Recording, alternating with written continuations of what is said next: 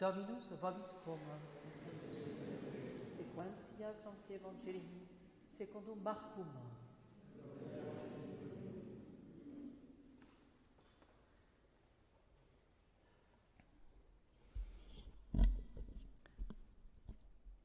En ce temps-là, Hérode avait fait arrêter Jean et l'avait enchaîné en prison à cause d'Hérodiade, la femme de son frère Philippe, parce qu'il l'avait épousée. Car Jean disait à Hérode, « Il ne t'est pas permis de garder la femme de ton frère. » Hérodiade le détestait et elle aurait voulu le faire mourir, mais elle ne le pouvait pas, car Hérode craignait Jean, sachant qu'il était un homme juste et saint, et il le protégeait. Après l'avoir entendu, il était dans l'embarras, cependant il l'écoutait volontiers. Un jour favorable arriva lorsqu'Hérode, pour son anniversaire, offrit un banquet à ses dignitaires, à ses officiers et aux notables de Galilée. La fille d'Hérodiade entra et dansa, et elle plut à Hérode et aux convives. Le roi dit à la jeune fille, « Demande-moi ce que tu voudras, et je te le donnerai. » Et il lui promit avec serment, « Tout ce que tu me demanderas, je te le donnerai, fût-ce la moitié de mon royaume. » Elle sortit et dit à sa mère, « Qu'est-ce que je vais demander ?» Celle-ci répondit, « La tête de Jean-Baptiste. » Alors, rentrant bien vite auprès du roi, elle lui demanda, « Je veux que tout de suite tu me donnes sur un plat la tête de Jean-Baptiste. » Le roi fut consterné, mais à cause de ses serments et des convives, il ne voulut pas lui dire non. Et aussitôt le roi envoya un garde avec l'ordre d'apporter la tête de Jean. Le garde s'en alla le décapiter dans la prison, et il apporta la tête sur un plat, et il la donna à la jeune fille, et la jeune fille la donna à sa mère. Quand les disciples de Jean apprirent cela, ils vinrent prendre le corps et le mirent au tombeau.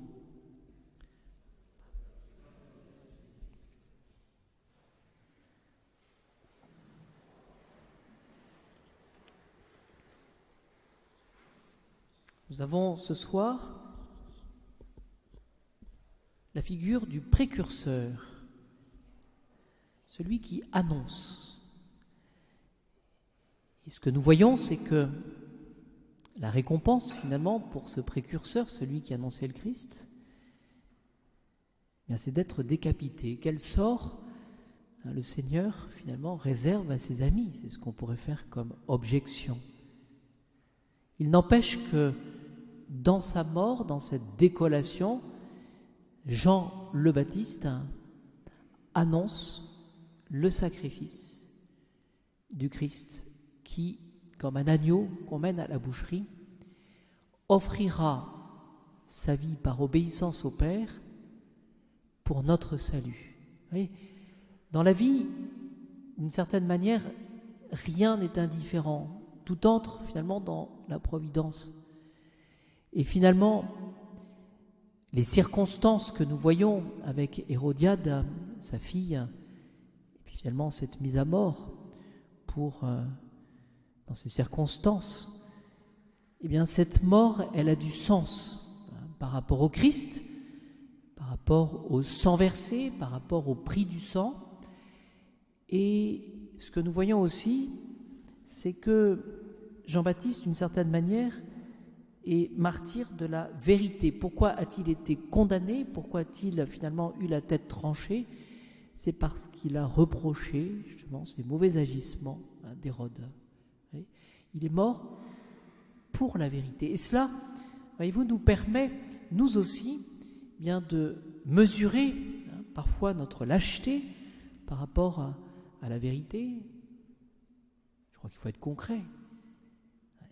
Il arrive qu'on ait peur de dire la vérité, plus spécialement auprès de ceux qu'on aime.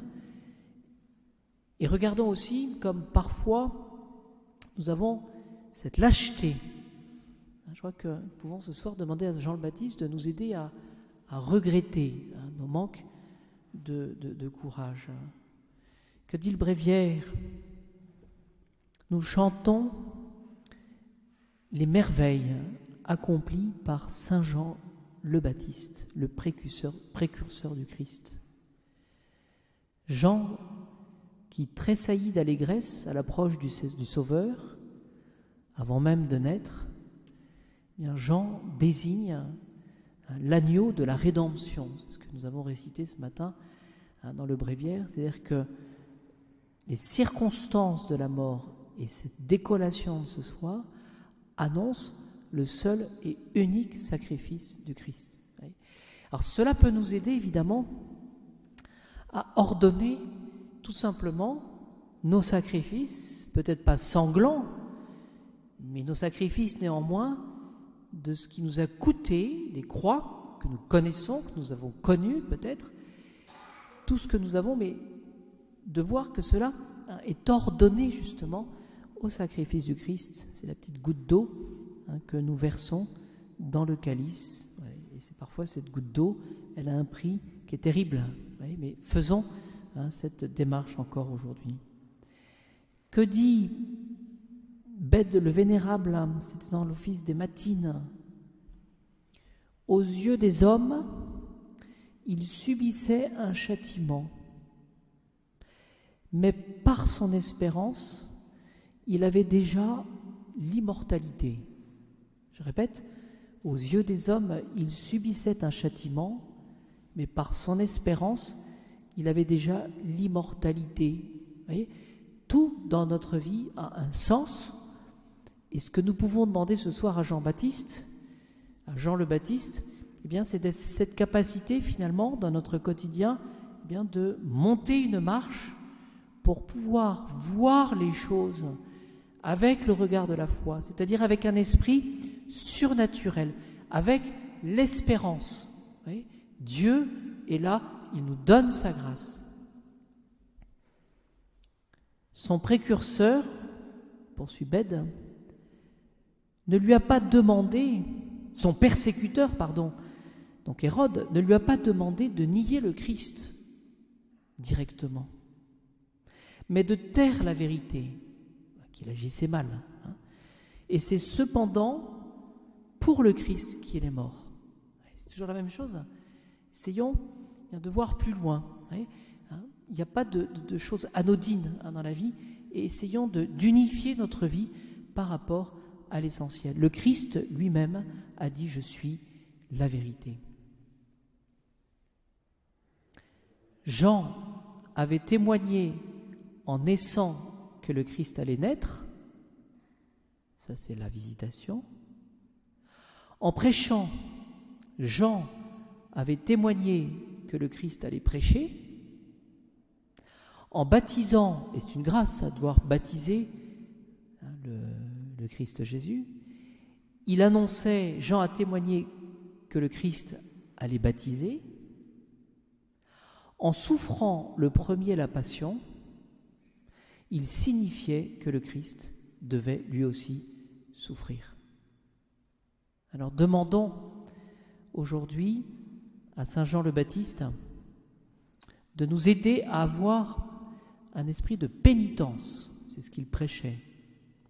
Cet esprit de pénitence pour nous permettre de sortir de notre égoïsme, pour pouvoir découvrir la vérité et découvrir le Christ.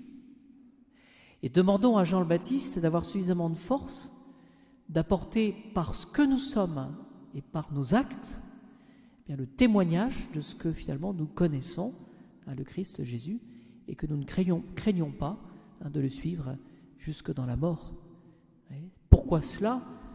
Nous avons la réponse dans ces mots que j'ai dit tout à l'heure, c'est parce que nous avons ce secret de l'espérance. L'espérance a deux objets, vous le savez, c'est dans cette prière de l'acte d'espérance que nous récitons, je l'espère, chaque jour, ou qu'on apprend aux enfants du catéchisme. Il y a deux objets, c'est que nous comptons sur la grâce du bon Dieu pour bien vivre, et nous comptons sur le ciel qu'il nous a promis.